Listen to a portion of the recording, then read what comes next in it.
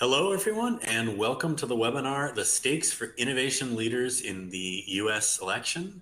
My name is Mike Holman. I'm a Senior Vice President here at Lux, moderating the session today, which is going to be presented by our A team, three directors here at Lux, Amy Huras, Anthony Schiavo, and Alina Strugat. We'll be taking us through that. But before we get into the presentation, just a bit of housekeeping. You can always, we will have some time for questions at the end. So if you have any questions that come up, you can just type those into the questions box on your screen. If we don't get to yours, or if you think of a great one afterwards, you can email us as well, questions@luxresearchinc.com, and we'll get back to you. And if you have any technical difficulties, screen freezes or anything, just try to refresh the browser window and check your internet connection. That will usually take care of things for you. So yes, without any further ado, we can dive in here, because indeed we in the U.S. have an election coming up in about 1 month. And those of us who are U.S. citizens will be going to the polls to decide if we want a second term for former President Donald Trump, or if we will be sending Vice President Kamala Harris into the White House.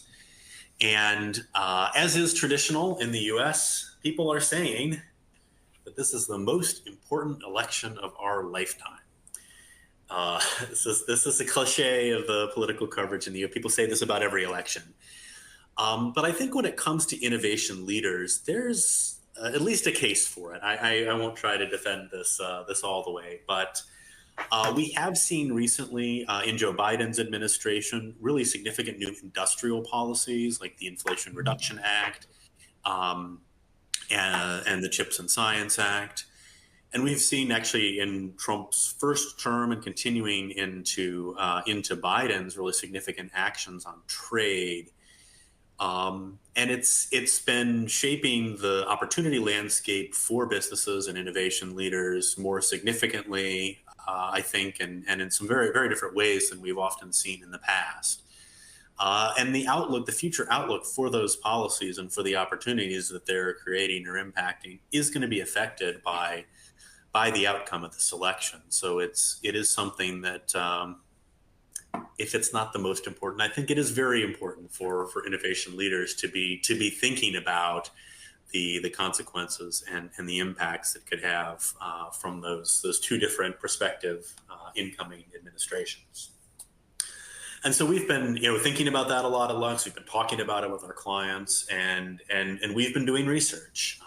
And we've sort of approached this in three different ways, which will also be our structure for this webinar today. We've used our tools and experts in predictive anthropology to understand consumer views about the election, and really not just from a public opinion survey standpoint, but using those tools of predictive anthropology to understand the underlying beliefs that consumers have when they're thinking about the election. That provides really crucial background, I think, for understanding what's going on. And then we can take that and sort of extend that further to dig into those consumer beliefs around particular issues which are likely to be relevant for key industries like energy or consumer products or manufacturing. And then we can use that insight on the consumers, the voters' beliefs, as well as the programs and policy initiatives from the candidates to talk about the policy impacts and outlook.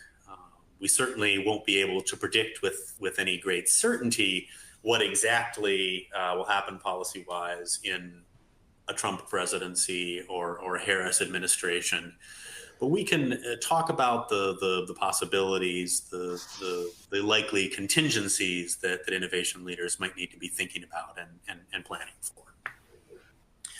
So I will turn that over then to Amy to start taking us on the first point, to dig into some of the research we've done about the consumer views around the election. Yeah, thanks, Mike. So as Mike said, I'm going to start with the big picture consumer insights here, really exploring what the election means to people in general, what the election represents for the American consumer. And taking this high-level approach really helps us to understand the broader context and the general feelings or sentiments that consumers have as they approach this election.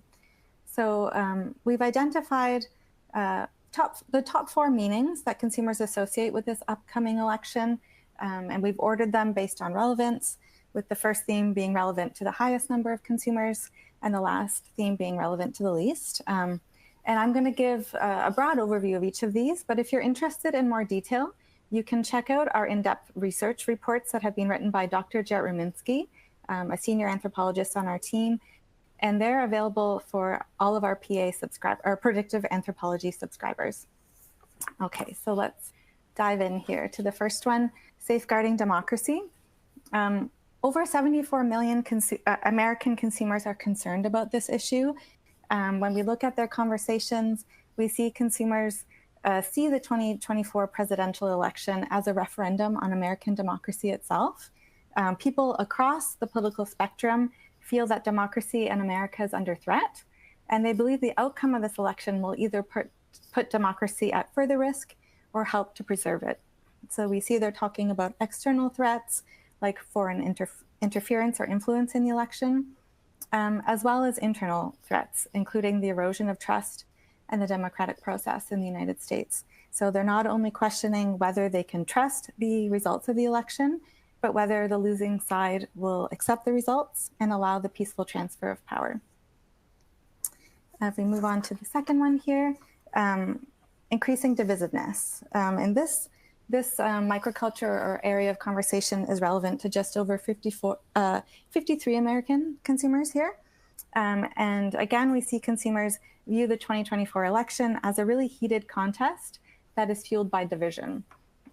They worry that the election will further damage national unity and erode shared values no matter who wins. And concern about divisiveness has been really prominent in the last few years.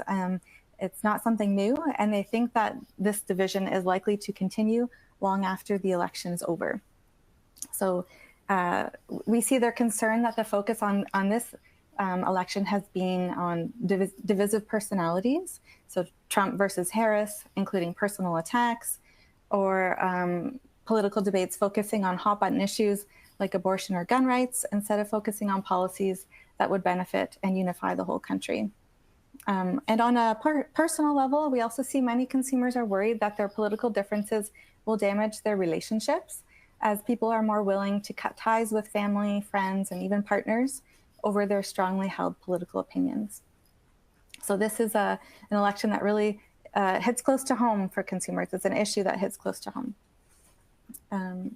The third theme here we see is concerns over the U.S. position on the global stage. This microculture is relevant to 42.1 million consumers. And here we see consumers think the election outcome will impact America's positioning on the global stage. Both liberals and conservatives want a leader that can strengthen America's international reputation, but obviously they disagree on who is best for that job.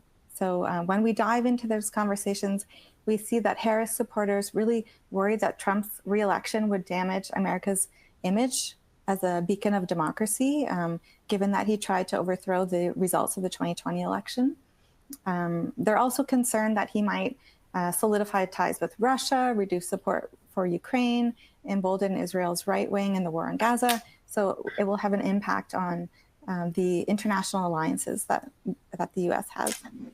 On the other hand, Trump supporters view Harris as a weak leader, and they don't think she'll be taken seriously on the world stage. They see her handling of the border as a failure, and they worry that she'll be too soft on immigration or foreign threats, including groups like Hamas. And then the last area here, gender, race, and power. This is relevant to over 35 million consumers, so it's still a sizable chunk of consumers who are talking about this. And here we see that consumers really see voting in this election as a way to influence social structures around race, gender, and class. And they view each person's vote as a tool that can either reinforce or challenge these existing hierarchies. We see two areas of discussion here. The first being the impact of this election on gender norms. So they think the possible election of the first female president, Kamala Harris, could reshape gender dynamics. Liberals see this as a chance to challenge traditional roles and inspire more women into leadership roles, while conservatives worry it might undermine traditional masculinity and ideas of strength. The second issue here, redefining political coalitions. Consumers think a Harris victory could kind of help to rebuild the Obama coalition by empowering minority voters, especially Black women, to get involved in politics. And on the other side, conservatives point to Trump's growing support among Hispanic voters as evidence that minority groups don't always align with Democrats. So we're seeing a kind of redefining of these coalitions. Yeah, so this is really interesting, Amy. How do you when you talk to clients, companies, innovation, insights teams about these, how do they, as you said, this is kind of the higher level context, how do they make use of this? What do these insights, kind of guide them to do differently? Yeah, that's a really great question. Actually, a lot of the clients, when they commission research from us, they focus on much more tangible topics like what do consumers like or dislike about a particular product? And there, the insights and the action items there are very obvious. The use case for this type of high-level research is less obvious, but it's actually really powerful. I think understanding the sentiment consumers have around a particular event, like the election or a particular time of year or a particular aspect of culture, really helps to provide brands, shape their strategy in terms of messaging, engaging with consumers in a way that resonates.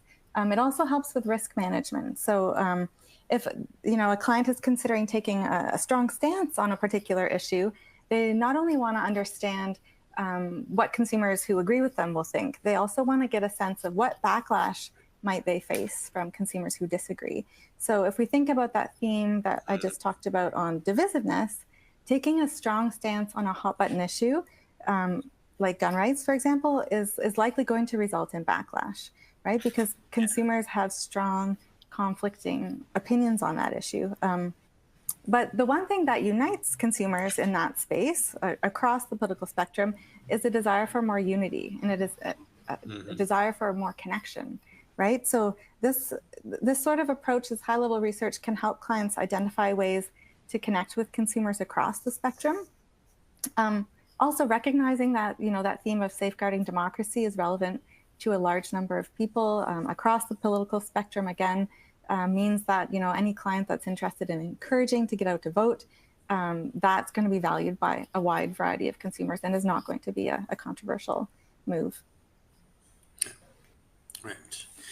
So as mentioned, we also looked into some of the particular issues that I think are going to be salient for industry in this election, both in terms of what consumers are thinking and what their beliefs are about those issues, and what the policy outlook in those areas might be. So that's what Alina and Anthony will be able to take us through now. So Alina, do you want to kick off by maybe talking about what we saw on these high level on these issues? Absolutely. Thanks, Mike. So for the purpose of this webinar, we chose 6 key issues or policy areas, and we mapped them on this graph based on 2 factors. Core market size, which is the vertical axis, and this shows how many people are talking about the issue. And on the horizontal axis is their maturity, which shows consensus and how well people understand the issue or the topic over time. So for example, we see green energy sits at 53.6% on the maturity curve. And that, to simplify it, it would mean that imagine if you had 100 people in a room, about 54 would feel that they know what this means. They might not all be on the same page, but their opinions are pretty solid and consistent over time. And knowing where a topic sits on the maturity curve usually helps innovators decide if it's the right time to launch new products, or if it's too early, or if it's simply too late. Now, 4 of the policies, green energy, climate impact, domestic manufacturing, and AI, fall into the mainstream acceptance stage, which is what we call the zone of innovation. And this is really the sweet spot for launching new ideas. because topics have gained enough traction, but there's still room to shape the narrative. And of these four, in the following, we will focus only on the top three policy areas or key issues, that is green energy, climate impact, and domestic manufacturing, simply because these are relevant to the largest number of people. They have the highest core markets. That's why they're top. So moving on to zooming into green energy, we see that as we head into the US elections, this is again becoming a hot topic, but there's also growing skepticism about who really benefits. And many people see green energy as the future. And they're pushing for investments in solar, in wind, in grid upgrades to reduce emissions. But there's also this concern that these green initiatives aren't really accessible to everyone. Incentives like tax credits for solar panels, for EVs, they often tend to favor higher income households, and they're leaving middle and lower income families behind. Think of EVs. Wealthier individuals can install home EV chargers, but others really struggle with limited public charging options. And this is really highlighting a gap in accessibility. And folks are really hoping that this will be addressed. Now, despite the push towards clean energy, many do worry that fossil fuels will remain dominant for now, and they point to record high fossil fuel production during Harris's time as vice president, and also her shift on fracking, and they see this as signs that the green transition is really far from complete. Now, this is not to say that everybody's pushing for green energy, because there's quite a few consumers out there who are arguing for expanding domestic fossil fuel production. They're saying that it will help keep prices low, it will create jobs, it will boost energy independence. And they really feel that green energy investments, especially in the current economy, are burdensome. And they tend to benefit the wealthy and even foreign companies more than regular American folks. So ultimately, at its core, the debate isn't just about energy sources. It's really about creating fair, inclusive policies that work for everyone and not just the privileged few. And Anthony will now talk more about the implications of this. Yeah, well, it's interesting. Despite the divide among the consumers, this is actually an area where we don't expect to see a lot of policy change in a Trump versus Harris situation. So Trump has been very sort of bombastic in his discussion of the Inflation Reduction Act. He claims he wants to repeal it. He claims he wants to claw back as much of that money as possible. But the Biden administration is largely through dispersing most of the funds. And indeed, they're trying to move as quickly as possible to make sure that those funds are dispersed by election day, if not by the time of the presidential transition. And in addition, much of that funding is going to Republican-controlled states and Republican-controlled districts. So it's not clear that a repeal or a clawback of the money would really be that popular with the Republican Party at large. Harris, on the flip side, would also, likely continue these policies, but would probably need a trifecta in the House, Senate, in order to actually extend them much further, another act of Congress. So unless you get either one of those extreme scenarios, you're probably not going to see a ton of impact on the sort of industrial policy side here, depending on the presidential election.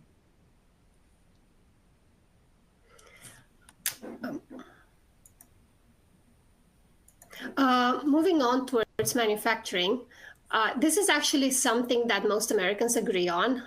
Bringing it back to the US, it is essential for economic independence. It is essential for creating jobs. But when it comes to how government should support this, opinions are split. And they're split between those who believe that investing in new tech is important, should be priority, versus those who want to stick with traditional industries. So on one side, some people want to focus on future industries, and they're talking about semiconductors, electric vehicles, renewable energy. And they believe that reshoring the supply chains will modernize the economy, it will create sustainable jobs, it will cut down on fossil fuel reliance.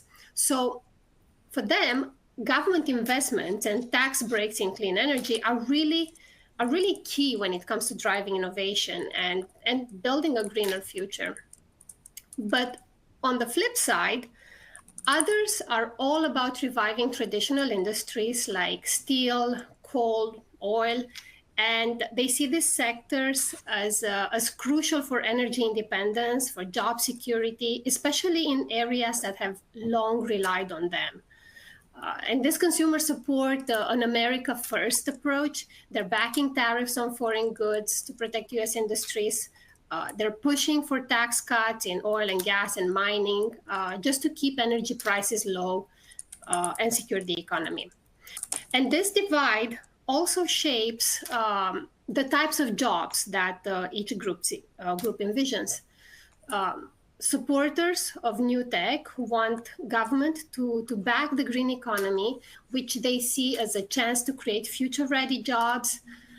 But for those who tend to lean towards traditional industries, they are more skeptical. They're worried that the green energy won't replace the jobs lost in fossil fuels. And they believe that expanding oil and gas is a much more reliable way to keep local economies afloat. So while everyone agrees on the need for domestic manufacturing, the real question for consumers is, should we bet on clean technologies, or are we safer if we just double down on traditional industries? Anthony? Yeah, here it's interesting because even though there's a lot of consensus that domestic manufacturing is this good thing, we're actually going to see a pretty wide range in terms of the policy outcomes. A big part of this is that Trump has promised really big tariffs and substantial tax cuts. This was part of his signature during his first presidency, but he's planning to really double down on this, up to a 60 to 70% tariff on China, on everything, and a 10% tariff across the board. Biden, of course, has been fairly hawkish on China, especially in the context of tariffs on those electric vehicles or other sort of clean energy industries. But there's really a huge difference here between the kind of disruptive, broad-based tariffs that Trump is proposing and what Biden has done so far. So the supply chains are really up for a potential level of disruption. And, even though it's not clear that these types of tariffs are really popular, or I should say the very disruptive Trump tariffs are popular, this is an area where the president does have a lot of discretion, can act quickly through their executive authority. So we really could see a much more unconstrained use of this power in the case of a second Trump term. How Harris will respond is a little bit less clear. She hasn't made her stance as differentiated from Biden here. We can expect that probably to continue. So really look for a significant disruption here if Trump wins. Right. And when it comes to regulatory oversight in environmental policy, it's not surprising that, again, there's a clear divide, and some believe that strong regulations are really crucial for protecting our human basic rights, and they see those as clean air, access to water, keeping our environment safe. And they see agencies like the Environmental Protection Agency as essential. It's essential for protecting communities, especially those near drilling sites, and it's essential for cleaning up abandoned wells that can pollute our land and water. And these folks also connect climate disasters with like wildfires, floods, hurricanes. They connect them to climate change, and they think that government should do more than just help communities recover. What they want is they want to see investment in things like flood defenses, wildfire prevention, just to prepare for future impacts. For them, sticking to climate commitments like the Paris Agreement and expanding programs like the Inflation Reduction Act is key to staying on track on our environmental goals. On the flip side, there's others who feel that too much regulation slows down economic growth. It holds back businesses. They see the Environmental Protection Agency as overreaching and They believe that fewer rules give businesses freedom to succeed. So for these folks, keeping energy prices low and supporting economic growth are much more important than strict environmental oversight. And they often view natural disasters as part of normal cycles. They've always existed. It's not necessarily linked to climate change. And so they focus on quick recovery and rebuilding rather than long-term resilience projects. They see long-term resilience projects as expensive and less effective.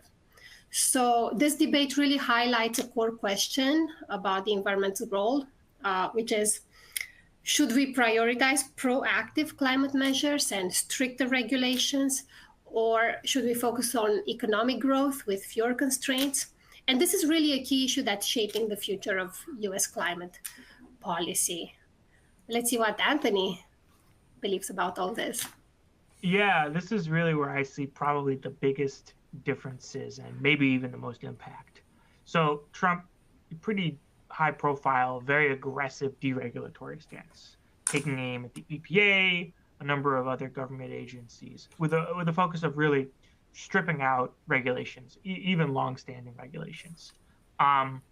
What's maybe flown under the radar a little bit more is that Biden administration has been quite aggressive in trying to leverage the power of those regulatory agencies. So a good example in the EPA would be the Toxic Substances Control Act, or TSCA, where Trump almost entirely abandoned this arm of the EPA's capability, but Biden has been trying to use it much more aggressively to really target some of the chemicals that have not ever been tested for safety.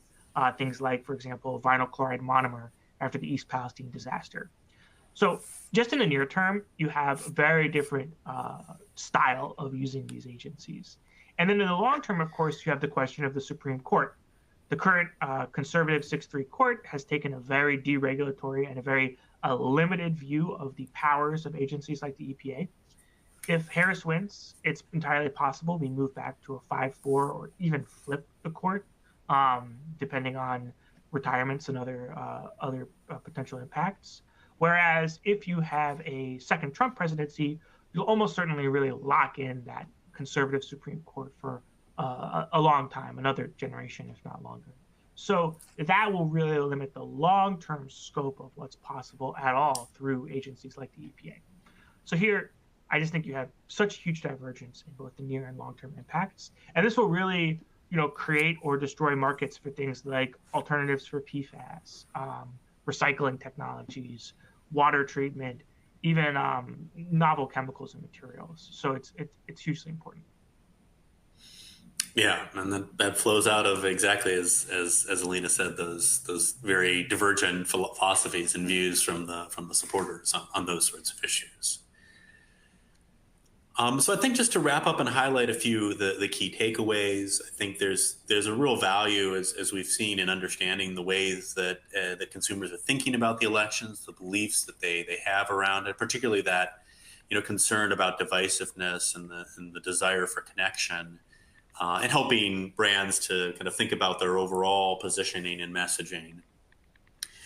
I think that there are a lot of policy divergent views that we've seen, but we've also seen a lot of consensus in certain areas as well. So there isn't sort of a simple red versus blue story necessarily in every area, and there is that view from consumers and voters that they are looking for fairness and policies that are good for everybody, even as much as they may differ quite strongly about what that means. And similarly on the policy issues, again, there are certain areas like around domestic manufacturing where we see some bipartisan alignment, particularly in goals, but there is some very real divergence in policy stakes, particularly around regulation, around how domestic manufacturing might be pursued, in what manner green energy subsidies and things may be implemented, even if the IRA isn't repealed. So it is something I think that for innovation leaders, there's a lot to think about and prepare for. They should be trying to consider their portfolios in the light of the possibility of weaker regulation, or in the light of greater disruptions to trade, I think that obviously will have implications for the R&D or other projects and policies that you might pursue, and it's valuable to keep that in mind as we work through this election season. So with that, I'll thank everybody for your time. We do have a little bit of time for maybe a quick question or two at the end here. If you have any questions, you can type those into the questions box. If we don't get a chance to talk about it live here, we will follow up with you on that afterwards. And I think the one that we've probably got the most interested in is, which we could have predicted. We put the word or the letters AI on a slide, and then we didn't talk about it very much. So naturally, everybody wants to know what is the stakes for AI here in this election. Yeah, I think one thing I'd really call out would be the FTC, the Federal Trade Commission, and Lina Khan. Under the Biden administration, she's been very aggressively pursuing antitrust action. And frankly, the companies who are developing AI are the same companies that have been in her sights, Google, Apple, Facebook, these large tech companies. And AI, as we've written about, is a business model that would really benefit from a monopoly. You could try and make money without a monopoly or an effective monopoly, but it would be a lot easier to do it if you had a monopoly. So this type of antitrust regulation and enforcement really is going to be pretty significant when it comes to determining the future shape of what's possible with AI business models. So that's one thing I'd call out.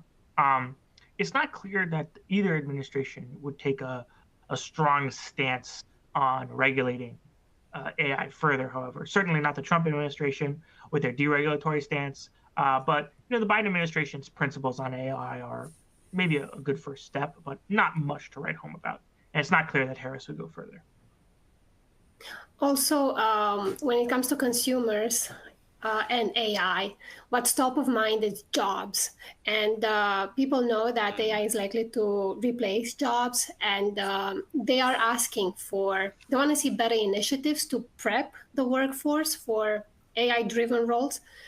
They also want ethical guidelines, and they want worker protections around AI. And interestingly, at the same time, there's also widespread concern about AI being used to interfere with the election and spread misinformation. So that's also something to keep in mind.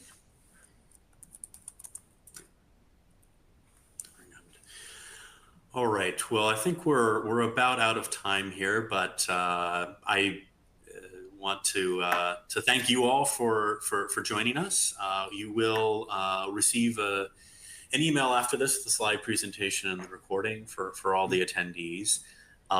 In exchange, you would love it if you could give us some feedback. When you leave the webinar, you'll get a prompt to complete a survey. It should just take a minute or so. It's a short survey, and we really closely watch and appreciate any feedback that you have that we can use to improve these webinars in the future. So thank you. You can check out some upcoming webinars here, but thanks to everyone for joining us, and have a great rest of your day.